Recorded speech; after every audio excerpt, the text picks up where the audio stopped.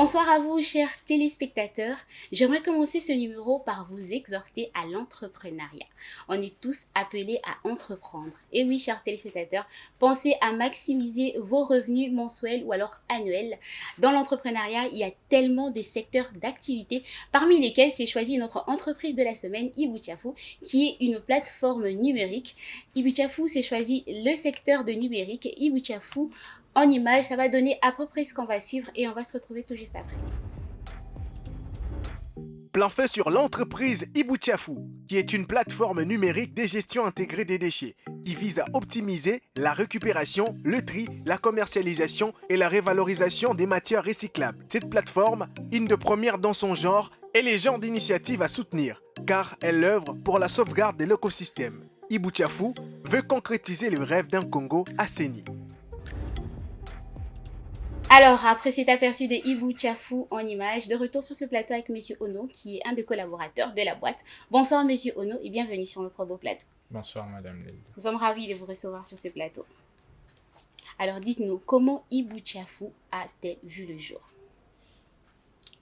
Ibutiafou est parti d'un constat, comme dans la plupart des innovations, c'est qu'il y a un problème que nous avons rencontré étant dans le secteur du recyclage. Nous avons trouvé qu'il y avait un vide, et il fallait le combler.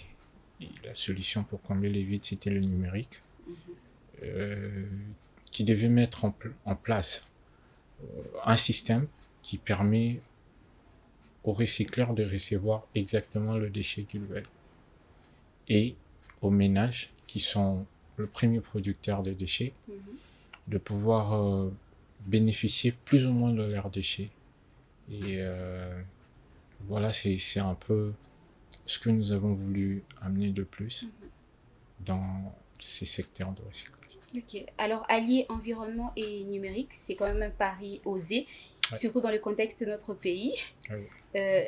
C'est quoi les stratégies que vous prévoyez derrière pour arriver à faire inculquer ça au chef de Congolais? C'est très osé et c'est pas, on va dire, c'est pas du tout facile, mais pas impossible. Okay. Pas impossible. Alors déjà, le Congolais n'a pas la notion du tri. Alors, la gestion des déchets, ça passe par tout ça. Déjà, trier le déchet, mettre chaque type de déchet dans une poubelle qu'il faut. Il faut commencer par là. Et ça demande beaucoup d'efforts. Et la stratégie derrière, c'est d'abord la sensibilisation, communiquer suffisamment par rapport à ça, sensibiliser suffisamment le Congolais au tri et à la bonne gestion de déchets, parce que les déchets sont toujours gérés d'une manière ou d'une autre. Okay. Mais c'est la bonne gestion qu'il faut. C'est la bonne gestion qu'il faut. Ouais, donc vous misez beaucoup plus sur la vulgarisation. Justement. Par rapport à la connaissance du tri. Du tri. Ok. Et faire connaître aux Congolais qu'avec les déchets, on peut se créer une autre source de revenus. Okay. Si on gère bien ces déchets. Ok, on peut se créer une autre source de revenus. Justement. Si on gère bien nos déchets. Justement. Vous êtes parti de combien pour lancer Ibutiafou? Bon, de 0 à 1, on était là. Ok. Oui. Et comme toute entreprise, généralement, c'est lancé à partir de 0. C'est d'abord l'idée. Quand vous croyez à ce que vous voulez faire, vous allez trouver les moyens. Okay. Alors, on est parti de l'idée, on a travaillé sur l'idée, sur la conception de la chose. Et puis après, il a fallu trouver des moyens par-ci, par-là, pour déjà engager la première personne qui devait encadrer le projet, étant donné que nous n'avions pas de notion sur le montage de l'application, tout ça, mais on avait une idée générale, comment est-ce que la chose devait se faire, comment est-ce que la chose devait s'organiser. Et c'est de là qu'on est parti, sans oublier, juste après, on a eu un gros coup de pouce, parce que c'était $6 000 qu'on a gagné avec Poesam, un concours d'une société de télécommunications de la place. On a eu cette chance d'avoir ces prix. Le premier prix, c'était 6 000 $. Et ça a poussé nos investissements. On nageait déjà aux alentours de 8 500 à l'époque. C'était quelque chose. Et c'est ce qui nous a permis de mettre en place l'application. Ok. Et jusque-là, on continue de travailler dessus. On a atteint jusque... C'est pas grand-chose, hein, numérique. 15K d'investissement jusque-là, mais on continue encore de travailler. D'accord. Est-ce que l'application est-elle opérationnelle jusque-là? Oui, l'application elle est opérationnelle, Ok. mais seulement qu'on n'a pas encore donné la possibilité à tout le monde d'utiliser. Mais l'application est déjà opérationnelle. Si vous allez sur Play Store, vous tapez Ibutiafu, vous allez trouver l'application. Ok. Vous avez la possibilité de télécharger. On tape juste i-Butiafu Ibutiafu, et on atterrit directement sur l'application qu'on peut télécharger. justement. Mais jusque-là, vous avez dit, vous n'avez pas encore mis les gens en contact. Oui, le travail que nous sommes en train de faire, parce que la première étape, c'est d'abord avoir l'application. Ok.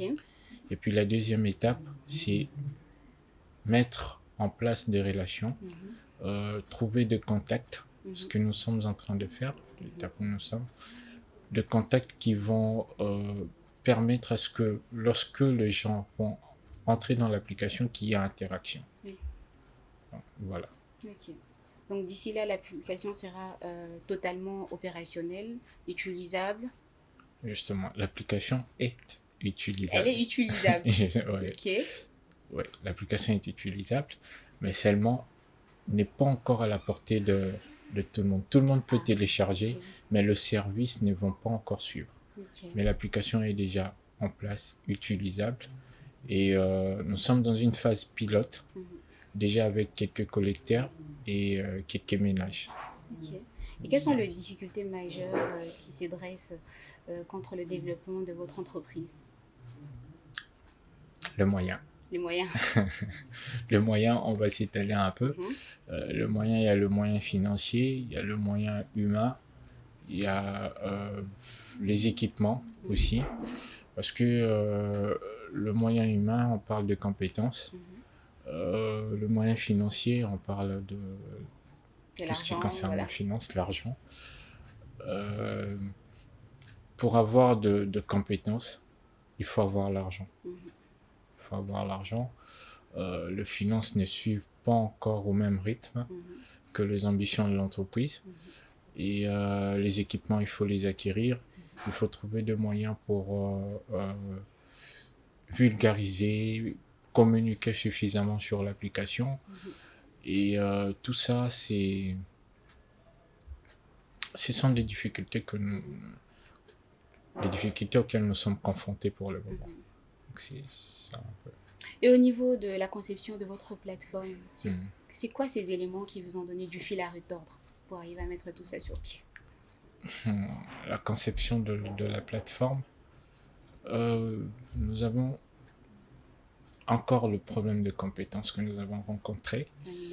Ouais, il a fallu trouver deux personnes qui peuvent monter l'application. Et on en a trouvé. Pas de bonnes, parfois. Et jusqu'à ce qu'on trouve la bonne solution. Et sur le plan de la constitution légale et tout ça, vous savez tout ce qu'il y a dans le secteur. Il y a des avancées, ça il faut qu'on se les dise. Il y a des avancées, mais c'est pas encore assez.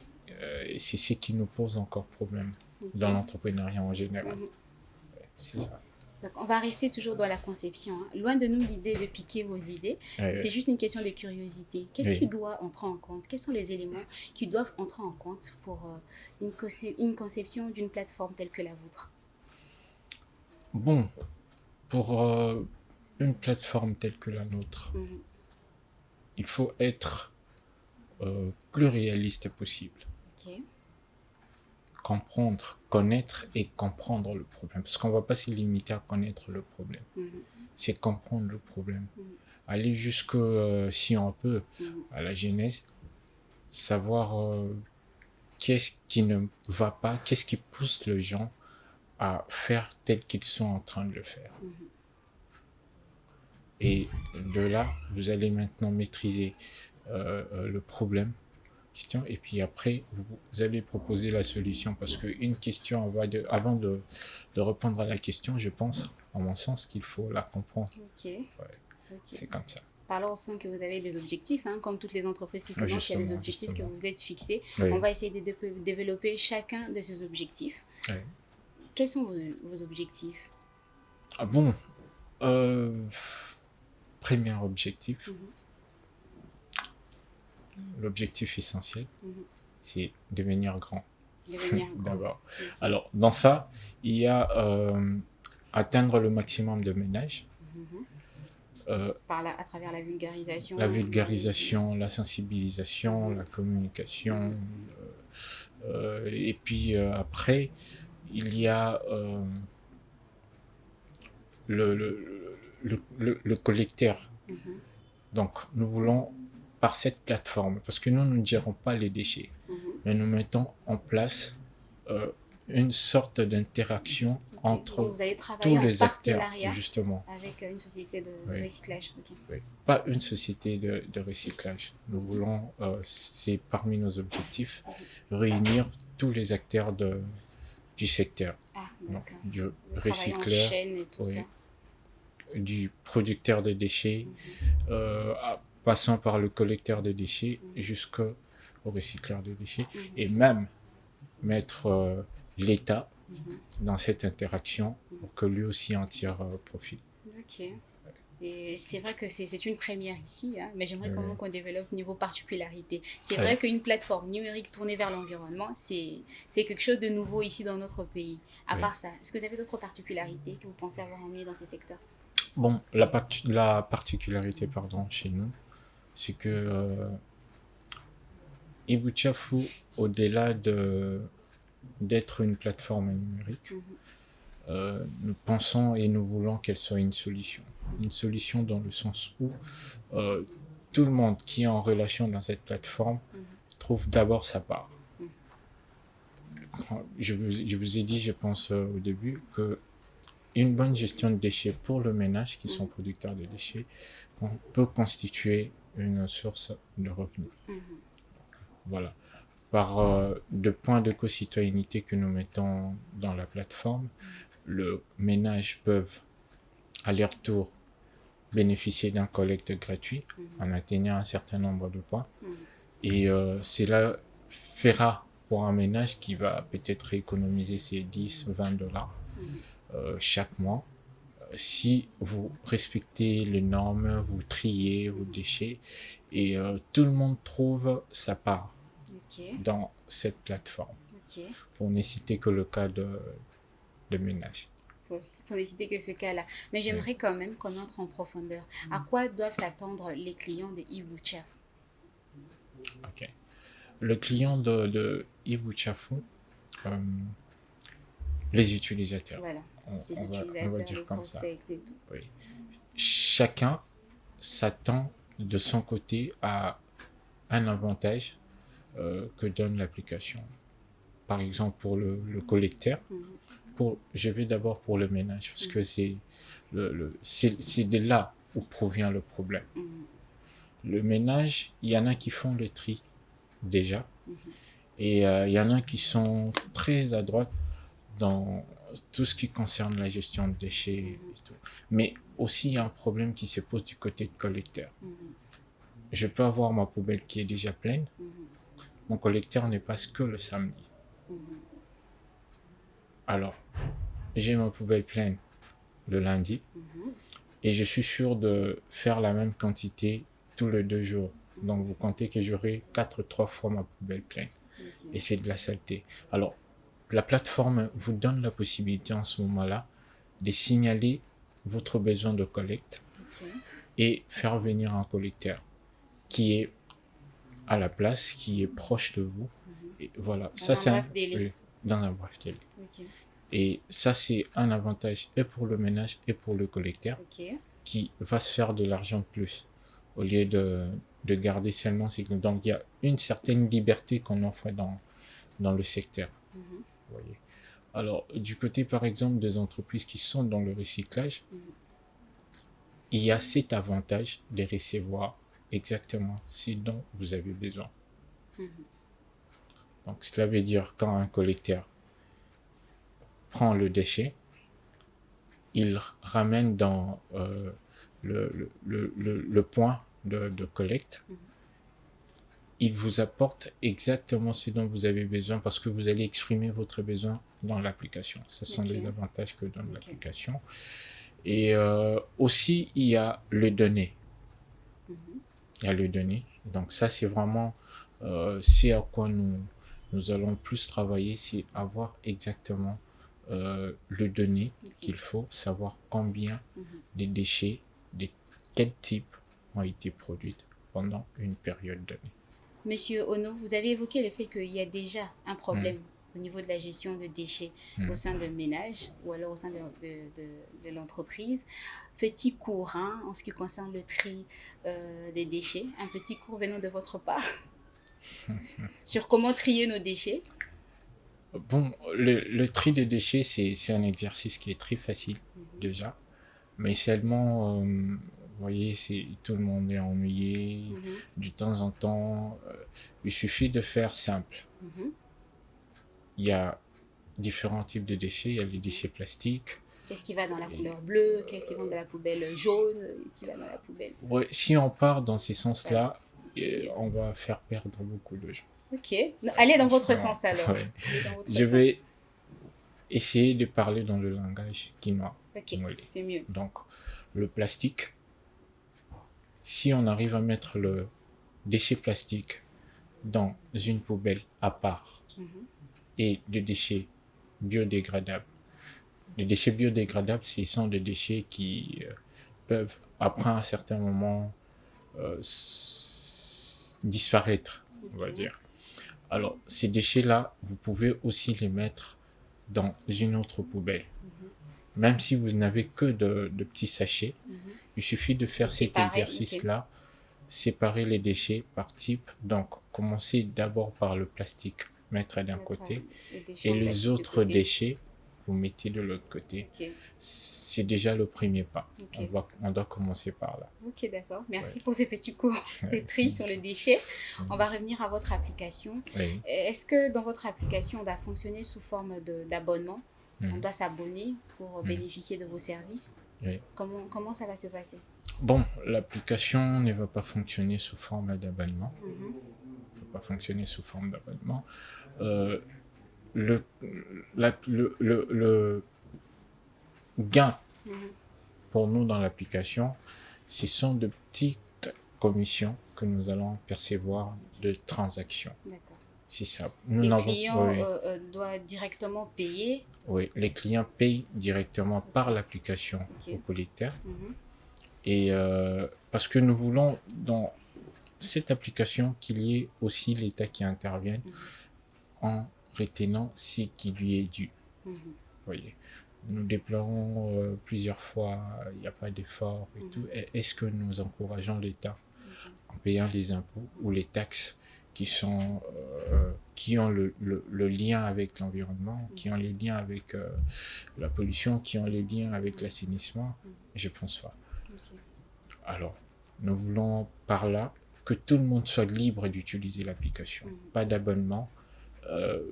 Utilisez l'application, faites vos transactions via l'application sans aucun abonnement et voilà, l'application va nous nourrir.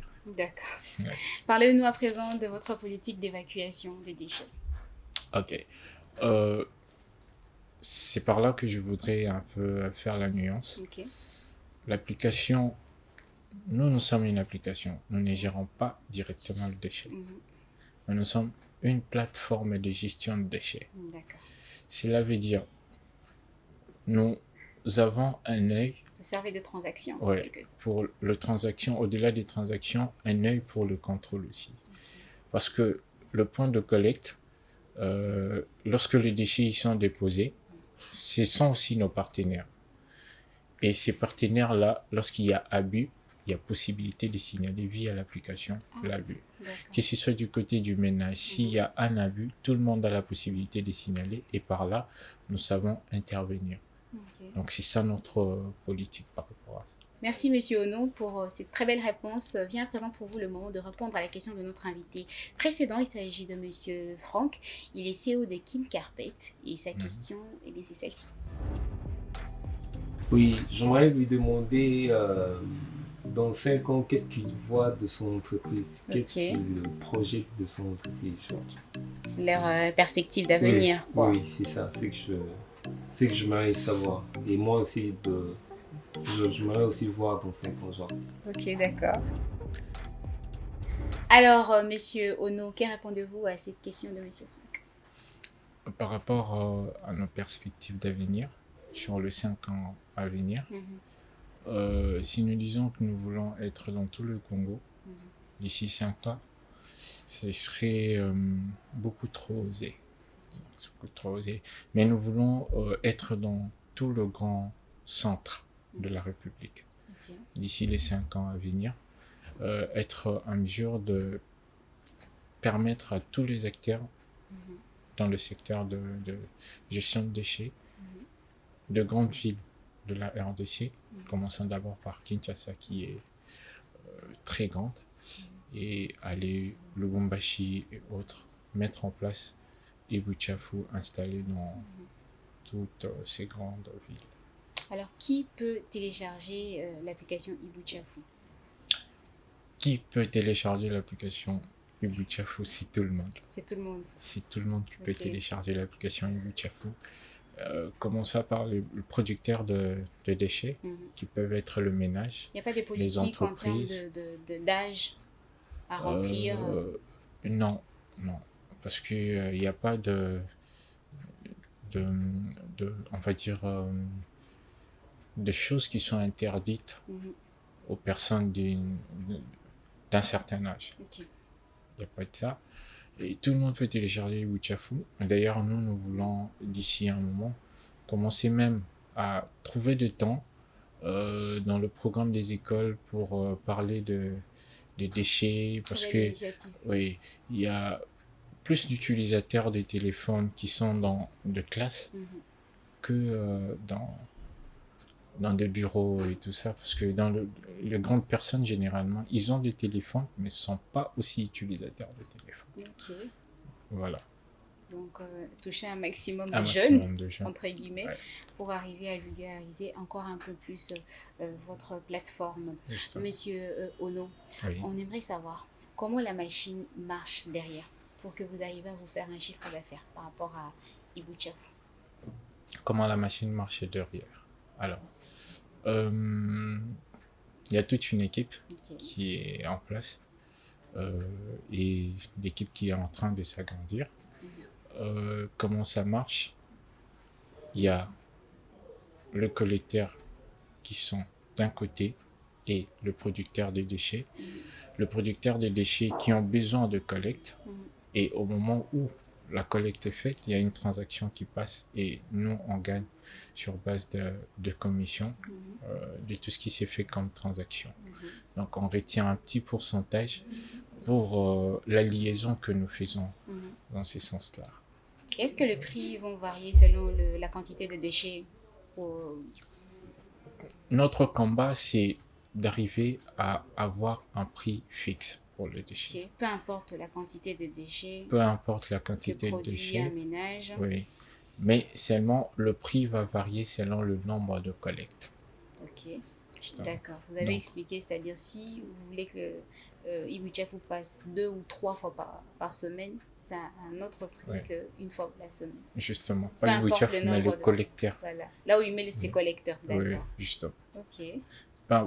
Donc, il y aura un prix pour un certain nombre de collectes chaque mois. Okay. Donc, quand vous dépassez, c'est-à-dire que vous demandez un service de plus et vous devez quand même payer pour ça. Mais est-ce qu'il y a des points que vous octroyez comme ça par rapport à la façon de trier les déchets, par exemple, tel ménage a mieux trier les déchets ce mois-ci, il y a une prime, un prix que vous donnez? Oui, ce sont des points de co-citoyenneté. Okay. Le point de co-citoyenneté, ça permet aux ménages de rafler quelques points de bonus qu'ils peuvent convertir en collecte s'ils veulent. Mhm. Et plus tard, nous allons mettre en place de petits cadeaux que nous allons mettre pour encourager les gens qui font les tri et encourager ceux-là qui ne seront pas encore en train de faire les tri. Ok. Monsieur Ono, ce que je vais vous demander, c'est de regarder votre caméra, Oui. d'essayer de persuader un client potentiel qui vous suit en ce moment ou alors un investisseur avec vos mots pour l'emmener à télécharger, l'emmener à utiliser Ibouchafou. Merci pour la question. Ibouchafou, c'est une plateforme qui est d'abord faite pour nous qui produisons le déchet et pour ceux qui traitent les déchets aussi. Et l'intermédiaire, c'est celui qui prend les déchets du point du producteur jusqu'au recycleur. Alors, l'avantage que vous offre Ibouchafou, c'est le fait que vous n'allez plus rencontrer de problèmes que nous rencontrons généralement. Il y a des parcelles qui puent justement parce que les collecteurs pour qui nous avons payé, à qui plutôt nous avons payé l'argent, n'est pas venu pour ramasser le déchet. Et Ibouchafou résout ces problèmes-là. C'est un avantage pour nous qui produisons le déchet. Nous nous rassurons d'avoir un environnement sain. Et pour tous ceux qui veulent avoir une ville de Kinshasa dans un premier temps propre, peuvent se joindre à nous pour que nous puissions ensemble apporter notre pierre dans l'édifice. Ok. Alors, Monsieur Ono, comment entrer en contact avec Ibouchafou? Comment est-ce que les clients peuvent vous contacter, vos futurs clients? Ok. Contacter Ibouchafou, c'est simple. Vous pouvez juste faire un mail. L'adresse, c'est contact@ibouchafou.com. contact@ibouchafou.com ou au 081 75 27 836. Ok, une répétition? 081 75 27 836. D'accord, merci Donc, Monsieur par Ono. Merci. D'accord, c'est Bien. par ces numéros de téléphone que vous pouvez joindre Ibouchafou. Alors vous nous contactez et à travers nous, nous vous passerons le contact de l'entreprise Ibouchafou. Vient à présent le moment pour vous, Monsieur Ono, de poser une question à notre futur invité. Au prochain invité, je vais juste poser une petite question qui va aussi édifier les autres entrepreneurs à encourager. Comment il a su surmonter les différents défis qu'il a rencontrés durant son parcours entrepreneurial. Très belle question, Monsieur Ono. Et on va finir ce numéro avec la question de savoir, selon vous, Oui. quelle est la recette de la réussite dans l'entrepreneuriat? La recette de la réussite dans l'entrepreneuriat, c'est la préparation. Et quand vous êtes préparé, saisissez les opportunités. Il ne faut pas laisser passer une opportunité. Ok. Justement. La préparation et n'hésitez Savoir pas à saisir des opportunités. Merci Monsieur Ono, c'est un réel plaisir pour nous de vous recevoir sur ce plateau. On a passé un très bon moment. J'espère que c'était le cas aussi pour vous. Ouais. Merci également à vous tous qui nous avez suivis depuis les débuts. Aujourd'hui, nous avons parlé de Ibouchafou, qui est une plateforme numérique. Une petite redéfinition de Ibouchafou, parce qu'on l'a vu tout au long de cette émission, pour une personne qui nous a pris de court. Ibouchafou, c'est une plateforme numérique de gestion de déchets qui met en relation le collecteur de déchets, le recycleur de déchets et le plus important, c'est le producteur de déchets. Okay. Et si vous pensez à un Congo assaini, rejoignez la grande famille Ibouchafou, qui est cette plateforme numérique tournée vers la gestion de déchets. Merci, Monsieur Ono, d'avoir été avec nous sur notre beau plateau. Je vous en prie. On espère que vous avez passé un moment agréable ensemble avec nous, parce que nous, on a aimé ces partages. Et merci à vous tous, chers téléspectateurs, vous qui nous avez suivis de le début, et à vous, chers entrepreneurs, si vous voulez faire comme Ibouchafou, c'est-à-dire nous permettre à nous de mettre en lumière votre activité, n'hésitez pas à nous joindre à travers le numéro des téléphones qui est affiché au bas de l'écran. À vous tous, chers entrepreneurs ou futurs entrepreneurs, je vous souhaite de prospérer à tous égards dans tout ce que vous faites comme business honnête, ou alors de prospérer dans ce que vous ferez comme business honnête. Je vous donne rendez-vous très prochainement. Portez-vous bien. Bonsoir.